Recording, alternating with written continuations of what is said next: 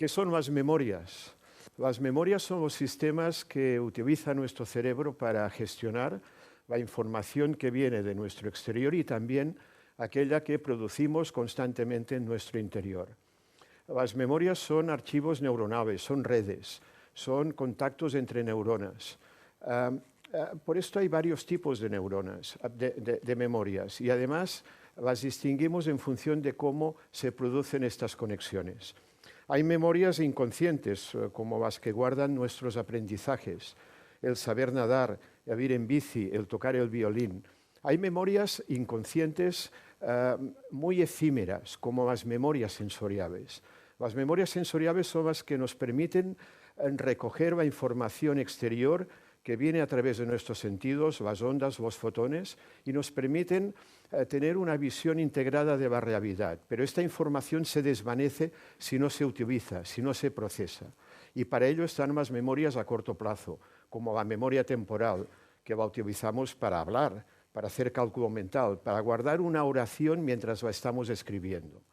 Las memorias a corto plazo son la puerta de entrada para lo que son propiamente los recuerdos, las memorias a largo plazo, como las memorias semánticas, las memorias de los hechos, de los nombres, de los conceptos, y las memorias episódicas, las de los acontecimientos, los hechos y las experiencias.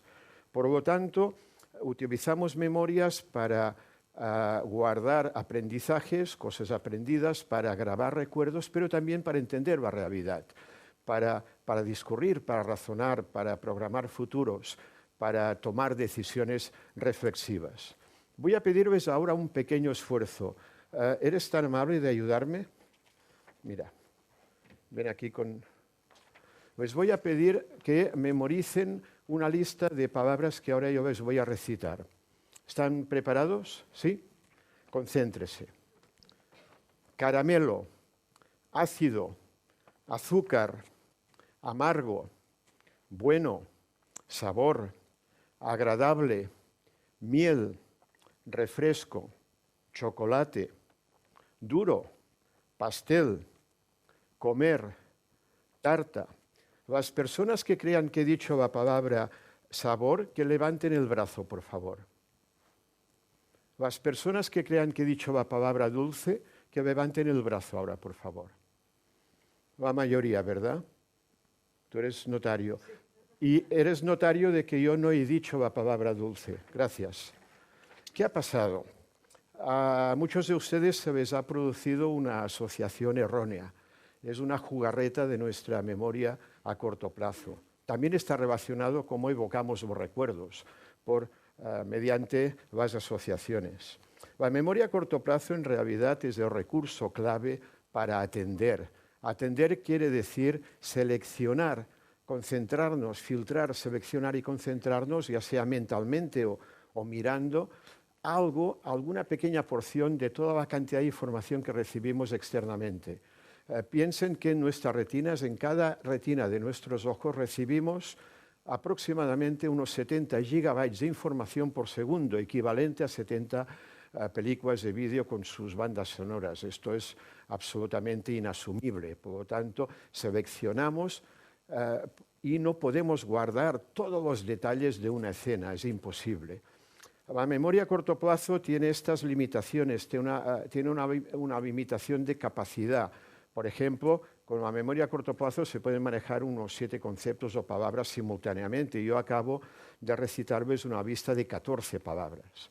Por lo tanto, la memoria a corto plazo es saturable, es maleable, está sujeta a interferencias. De alguna manera, es una memoria que tiene su fragilidad.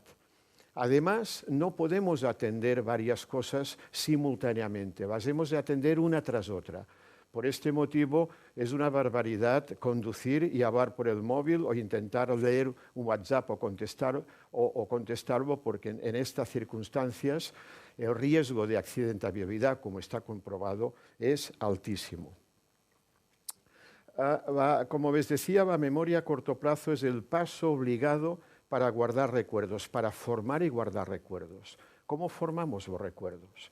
Porque en realidad no cabe en nuestra cabeza, no tenemos tamaño todos los detalles, por ejemplo, de todo lo que sucedió ayer, porque necesitaría el todo hoy para contárselo. De alguna manera u otra, lo que ha hecho el cerebro es buscar una vía de optimización y se ha especializado en guardar solamente los conceptos de los recuerdos. El concepto gato, el concepto casa, el concepto coche. O sea, guardar la esencia de estos recuerdos. Además, estos conceptos, cuando entran en el cerebro, son desmenuzados en distintas partes de la corteza cerebral, en sitios especializados en guardar estos conceptos por categorías.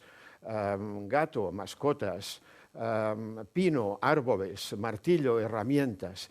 Y dentro de estas categorías también nos hemos especializado de una manera automática en generar estereotipos, es decir, imágenes representativas de un concepto que puede ser diverso.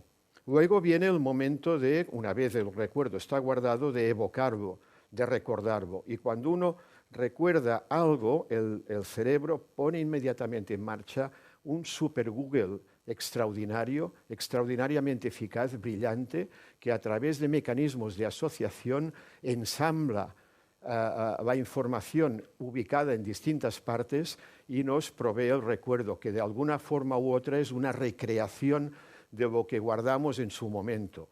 Podamos, simplificamos y a veces, pues cuando hay lagunas, las rellenamos. Y por esto no les extrañe que algunos de ustedes aún sigan pensando que dije la palabra dulce cuando recité aquella lista. Fíjense en esta imagen de estas cartas de la baraja francesa. Les voy a proponer lo siguiente: escojan una de ellas y fíjense para acordarse bien de esta carta que han escogido. Y ahora voy a demostrarles que soy capaz de adivinar la carta que ustedes acaban de escoger y voy a suprimirla de esta diapositiva. Lo conseguí. ¿Sí? Bueno, esto es más que magia. Esto de nuevo es una jugarreta que les ha hecho su memoria a corto plazo, porque ha sido incapaz de comparar los detalles de esta escena con la escena anterior. Y lo que ha sucedido es que en esta escena no había ninguna de las cartas que yo les he presentado al principio.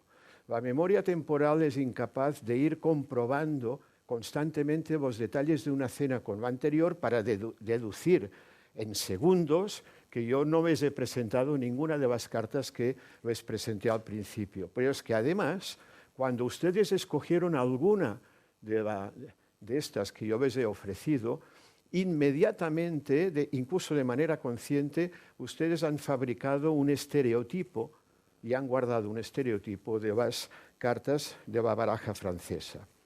Historias, de nuevo, de estas limitaciones de nuestra memoria temporal. Hay recuerdos muy interesantes que los vivimos y después nos acordamos porque van acompañados de situaciones con un elevado contenido emocional. Me estoy refiriendo, por ejemplo, al recuerdo de la muerte de un ser querido, al nacimiento de un hijo, de un hermano, o acontecimientos públicos como los recientes atentados que hubo en Barrambas de Barcelona. Estos son recuerdos que tenemos muy vívidos, pero creemos tener estos recuerdos mucho más sólidos de lo que son otros recuerdos más vulgares. Y en realidad tampoco captamos todos y cada uno de los detalles de estos acontecimientos tan emocionales. Recuerden alguno de ellos, que no sea una boda, y piensen en si recuerdan cómo iban vestidos o qué comieron aquel día. Esta realidad escasa de detalles, aunque los recuerdos sean muy emocionales, es otra de las características que tiene las limitaciones de nuestra memoria temporal. Les voy ahora a explicar un caso real, el caso de Anne Meek, una técnico de cirugía del Hospital Universitario de Virginia del Este, hospital norteamericano, y es un caso real del año 81, de principios de diciembre, cuando Anne Meek regresaba a su casa rendida del trabajo. Ya era penumbra, había dejado a sus hijos con su exmarido y se fue directamente a la cama. Al cabo de 2 horas de estar durmiendo, se despierta sobresaltada viendo esta cara y con un cuchillo que le presionaba en su cuello. Hizo un grito, el agresor le tapó la cara, le dijo que no siguiera porque la mataría, y ahí empezó, ya se veía venir, una larga hora interminable de manoseos, de forcejeos y de violaciones terrible que duró, insisto, todo este largo tiempo. A lo largo de esta situación hubo diálogo entre agresor y agredida. La persona agredida, Anne Meck, intentó ponerle cierta ironía. El agresor le dijo que la conocía muy bien, que la seguía por la calle, que estaba enamorado de ella, pero que ya sabía que nunca saldría con ella. Y ella le respondió que quizás si se hubieran conocido en otras circunstancias, vete a saber. De todas maneras, esto contribuyó al rebajamiento de una cena terrible, y al cabo de esta hora el agresor le robó la tarjeta de crédito, se fue y la amenazó en que no dijera nada porque la conocía muy bien y si decía algo la mataría. Anne Meck estuvo un tiempo prudencial esperando, con todo el terror encima, y salió a medianoche a llamar al vecindario en busca de ayuda. Y los días siguientes no tenía otra cosa en la cabeza que intentar reconocer y encontrar a la persona que la agredió. Un día normal de trabajo, cuando se dirigía a su hospital, al subir al ascensor se encontró con una persona dentro del ascensor y su cuerpo se sobresaltó, su corazón se disparó y en su interior dijo: ya está, es él, acabo de encontrar a la persona que me agredió. Terminó el trayecto del ascensor como pudo, salió, llamó a la policía detuvo a Julius Crossin, y en el interrogatorio esta persona dijo que no entendía nada, estaba muy tranquilo. La noche de los actos, al parecer, dijo que estaba con su hermano y con la novia de su hermano, pero la realidad es que el testimonio de Anne Meck era tan contundente, era tan convincente, que al final Julius se vio con una serie de varios juicios que terminaron con una condena, con 5 condenas repetidas de cadena perpetua sin posibilidad de remisión. Julius estuvo 25 años en la cárcel. Tras estos 25 años, gracias a la presión de la familia, un abogado consiguió que se revisara el caso y, utilizando pruebas de ADN, Julius fue exonerado porque realmente no era el culpable. El verdadero agresor ya estaba en prisión, acusado y condenado por otros crímenes. Anne Meck se preguntó y se sigue preguntando qué es lo que pasó, por qué se equivocó. Y aún así seguía viendo la cara de Julius en su mente como la persona que la había agredido. ¿Qué pasó con Anne Meck? Pues Anne Meck, lo que le sucedió es que en el momento de la violación, en esta larga hora, pues grabó muy pocos detalles de aquella escena. Y luego acusó a Julius Crossin porque Julius tenía un aspecto que se parecía mucho más al estereotipo que tenía guardado en su cabeza y no a la cara real del agresor. Y realmente son personas bien distintas. Bueno, ya ven, jugarretas malas pasadas de las limitaciones de nuestra memoria a corto plazo. Hoy yo les he estado hablando de la memoria, de las memorias a corto plazo, y por lo tanto esta charla también será un poco más corta de lo habitual.